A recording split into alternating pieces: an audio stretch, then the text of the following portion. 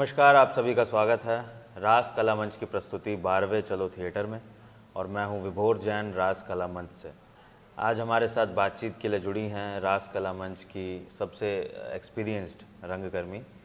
सबसे एक्सपीरियंस्ड मैं इसलिए कह रहा हूं क्योंकि सबसे ज़्यादा टाइम इन्होंने रास कला मंच को अपना दिया है। और इनका नाम है शिवानी दुबे, जो कि बनारस उत्तर प्रदेश से।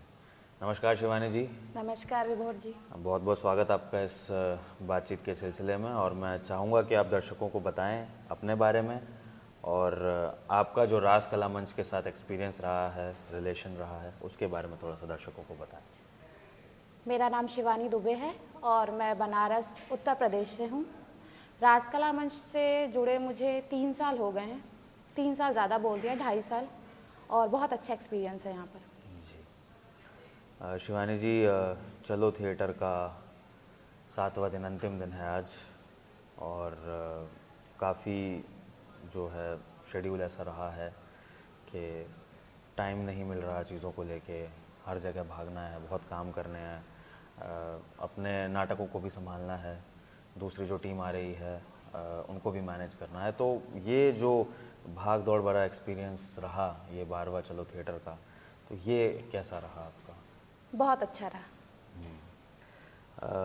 शिवानी जी, पायट जो ये इंस्टीट्यूट जिन्होंने हमें स्पेस दिया, ये जगह दी इस इवेंट के लिए, तो इसके बारे में क्या कहना चाहेंगे? क्योंकि जैसा कि इस बार टीम में रहा कि बहुत ऑन द स्पॉट हमारा जो है लोकेशन चेंज हुआ एकदम से, और एट अ टाइम ही पायट ने बुलाया और ये सब जो है मैनेज करवाया। तो पायट जैसे सपोर्टिव इंस्टीट्यूट के लिए आप क्या कहना चाहेंगे? हम पिछले साल भी यहाँ चलो थिएटर कर चुके हैं और हम यहाँ पर हमेशा ही नाटक और कुछ ना कुछ चीज़ों का मंचन करते रहते हैं। तो शायद हो सकता हो कि पाइट को हमारा बिहेवियर, हमारा काम अच्छा लगा हो, इसलिए उन्होंने हमें बुला लिया शॉर्ट नोटिस पे।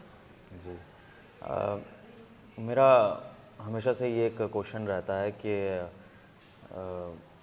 हम थिएटर में एक्सपेक्ट करते हैं कि लोग हमें सपोर्ट करें, कोई बिजनेसमैन हो, कोई भी बड़े इंडस्ट्रीज़ हों। हमेशा थिएटर करने वालों का ये क्वेश्चन रहता है कि अगर वो सपोर्ट करेंगे तो थिएटर आगे बढ़ेगा। तो जैसे पायट हमें सपोर्ट कर रहा है, तो हम पायट को कैसे सपोर्ट कर रहे हैं? यहाँ पर आते हैं, नाटकों का मंचन करते हैं, तो हमारा क्या कंट्रीब्यूशन है पायट के लिए, आपको क्या लगता है? हम यहाँ नाटक करते हैं, उनके बच्चों को दिखाते हैं, ऑडियंस आती है, इस वजह से शायद उनके पाइट का भी नाम जो लोग नहीं जानते हैं और बच्चों के अंदर एक नया इंटरेस्ट आता है, तो उनके एक एक्टिविटी में भी जुड़ जाता होगा यहाँ के कि यहाँ पे नाटक होते हैं। तो इस तरह से हम कंट्रीब्यूशन करते हैं। ठीक है। शिवानी जी, आप कॉस्ट्यूम डिपार्टमेंट जो है मेन रास कॉस्ट्यूम डिज़ाइनिंग जो मैं कहूँगा आप संभालती हैं रास कला मंच में, तो हमेशा बात एक्टिंग को लेकर होती है, सेट को लेकर होती है, लाइटिंग को लेकर होती है, चीज़ों को लेकर होती है। कॉस्ट्यूम एक ऐसा जो डिपार्टमेंट है, मुझे लगता है जिसके बारे में बहुत ज़्यादा बात नहीं करी जाती। फिल्मों की हम बात करें तो फिल्मों में तो बड़े लेवल पे बात होती है, जैसे जो भी चर्चित नाम होते हैं, जो भी डिज़ाइन करते हैं। लेकिन थिएटर में कॉस्ट्यूम की इम्पोर्टेंस क्या है और आपको क्या लगता है कि किस लेवल तक इसको बढ़ावा मिलना चाहिए, जो कॉस्ट्यूम डिज़ाइन करता है, और क्या उसके पीछे जो है भाव रहता है, और वो कैसे वो कॉस्ट्यूम भी उस नाटक को जो है अच्छा करने में हेल्प करता है? ऐसा नहीं है कि थिएटर में कॉस्ट्यूम को महत्व नहीं दिया जाता है, थिएटर में कॉस्ट्यूम को महत्व दिया जाता है।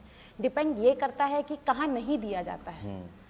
क्योंकि हम एक संस्था या फिर 2 संस्था अगर कॉस्ट्यूम को नहीं महत्व देती या 2-4 लोग कॉस्ट्यूम को महत्व नहीं देते, इसका मतलब हम ये नहीं कह सकते कि कॉस्ट्यूम को महत्व नहीं दिया जाता थिएटर में। 1-2 संस्था नहीं देती हैं तो ठीक है, बाकी कॉस्ट्यूम जैसे लाइट, साउंड, म्यूज़िक, ये सब चीज़ें हैं, एक्टिंग है, वैसे कॉस्ट्यूम भी है। वो सामने वाले पे डिपेंड करता है कि वो उसको इतना देता है कि नहीं महत्व।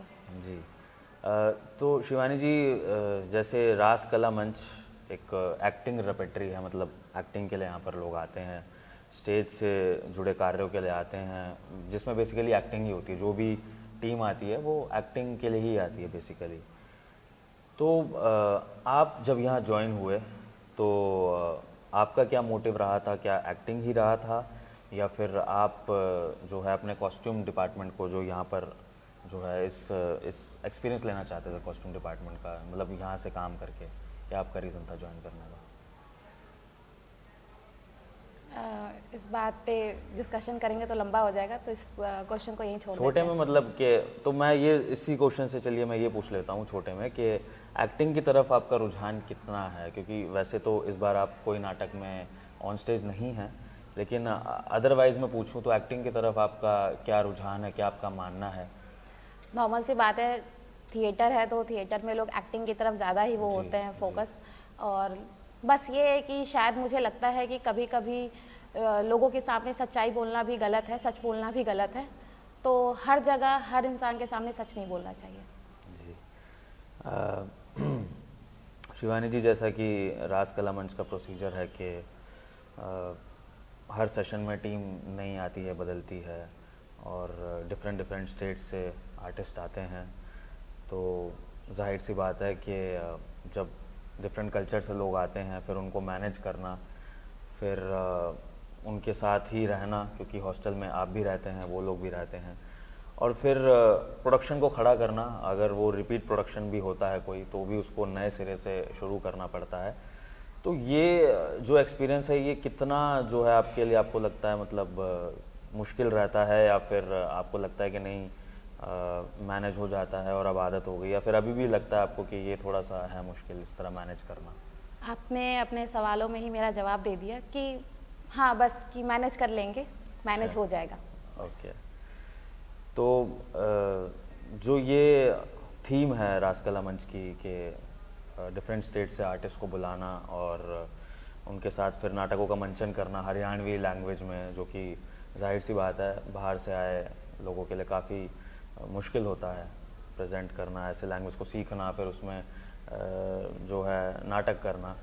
तो ये जो है, जैसे NSD या जितने भी ऐसे बड़े इंस्टीट्यूट जो ऐसा प्रोसीजर फॉलो करते हैं, तो क्या राज कला मंच का ये प्रोसीजर इस लेवल पर, हालांकि NSD जैसा जो इंस्टीट्यूट है उसमें मैनेजमेंट बहुत बड़ी होती है, लेकिन आप जो फॉर्मेट फॉलो कर रहे हैं वो बहुत ही छोटी मैनेजमेंट के साथ, जैसे कि आप हो गए, रवि सर हो गए, या एक दो जने और हो गए, तो आप ही लोग सब मैनेज करते हैं।